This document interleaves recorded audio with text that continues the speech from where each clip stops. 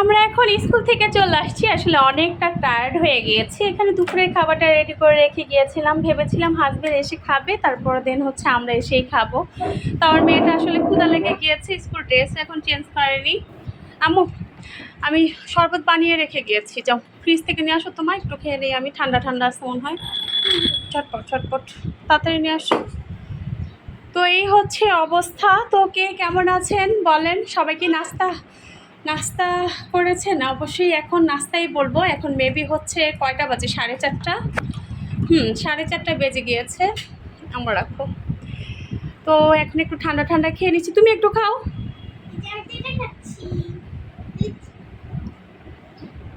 কি আনছো, লিচি?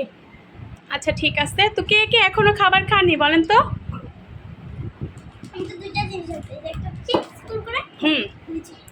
তোমার তো বরাবরই কুরকুরে খুব পছন্দ। তো দেন হচ্ছে এখন আমরা খাবারটা খেয়ে নিব। আর কে কে এখন পর্যন্ত দুপুরের খাবার খাননি বলেন তো?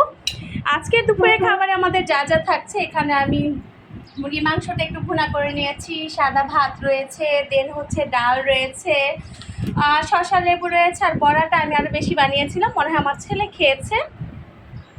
ও মনে হয় হচ্ছে আমি রয়েছে। হ্যাঁ, তুমি কি করছো?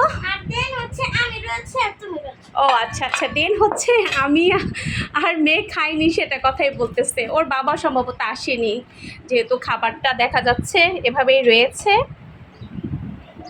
আর আমার ছেলেটাও মনে হয় সম্ভবত ও শুধু বড়াই খেয়েছে, এসেই দেখলাম যে ও ঘুমিয়ে আছে। আসলে কলেজ থেকে আসে তো, এসে ও অনেকটা বেশি ক্লান্ত হয়ে যায়, তখন আর ভাতও খেতে চায় না। অনেক সময় খায়, আবার অনেক সময় কি হয়, না খেয়ে ঘুমিয়ে পড়ে। কি ঠান্ডা। তো যারা যারা এখনো ভাত খাননি, তো চলে আসেন আমাদের সাথে, একসাথে সবাই মিলে খাই। বরাবর আমি তো সবসময় এটাই বলি, তাই না? আম্মু কি এটা দিব নাকি হচ্ছে মুরগি মাংস দিব বলো? আগে তুমি বড়া দাও। আগে বড়া দাও, আগে তুমি বড়া দাও, ঠিক আছে না? সাথে একটু দিয়ে দিই, মুরগি মাংস একটু দিয়ে দিই। তো যে যেখান থেকে আমার ভিডিওটি দেখছেন না কেন, অবশ্যই একটু কমেন্ট করবেন, লাইক দিবেন, লাইক দিয়ে ভিডিওটি দেখবেন। আসলে অনেক সময় দেখা যায় অনেকেই ভিডিও দেখে ঠিকই, কিন্তু লাইক কমেন্ট করতেই আসলে ভুলে যায়। আম্মু ধরো একটু একটু প্লেটটা টান দাও। তো আশা করছি আমার আজকের ভিডিওটি সবার কাছে ভালো লাগবে।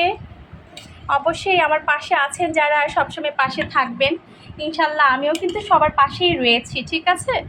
সবাই একটু কমেন্টস করবেন। তো কমেন্ট ধরেই দেখা যায় আমিও চলে যাব আপনাদের বাড়িতে। তো এটা আমি আরেকদিন করেছিলাম, এতটা টেস্ট হয়েছে এই ট্যাংরা মাছের ভাজিটা, মানে ভুনা বলেন আর ভাজি বলেন, যেহেতু পেঁয়াজ দিয়ে একদম আমি লাল লাল করে এটা ভাজি করেছি, সেক্ষেত্রে আমার হাজব্যান্ডের একটা প্রিয় খাবার এটা, আমি আরেকটা ভিডিওতে বলেছিলাম।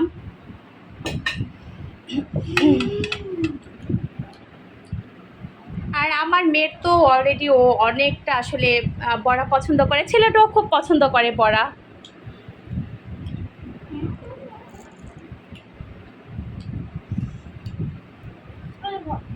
হ্যাঁ মা বলো,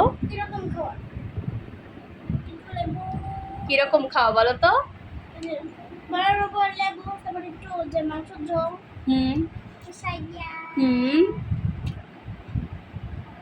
এইভাবে খেতে হয়।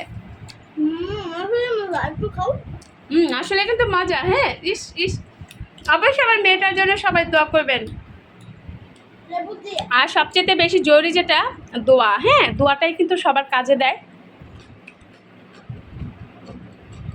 তো আমি গতকালও বড়া ভেজেছিলাম, আজকেও করে নিয়েছি। তো আমি একটু তরকারিটা নিয়ে নিই, দেখেন।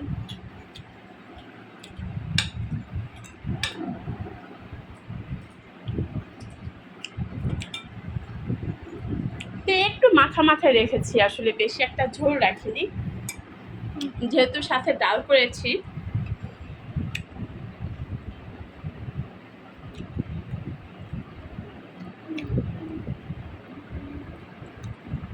আমি কি লেবু নিছো? দেখছো আমি লেবুটা প্লেট থেকে ওইখানে সরাই রাখছি, এর জন্যই তো পাচ্ছি না। হ্যাঁ,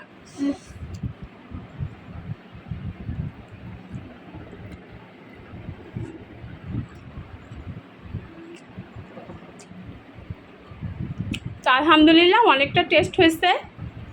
আর দুপুরের খাবার আল্লাহ তাআলা কিসমতে যা লিখে রাখবে সেটাই তো খাবো, তাই না? আমি সবসময় এটা বলি। তো আমরা এখন তাহলে খাবার দাবার খাওয়া শেষ করি।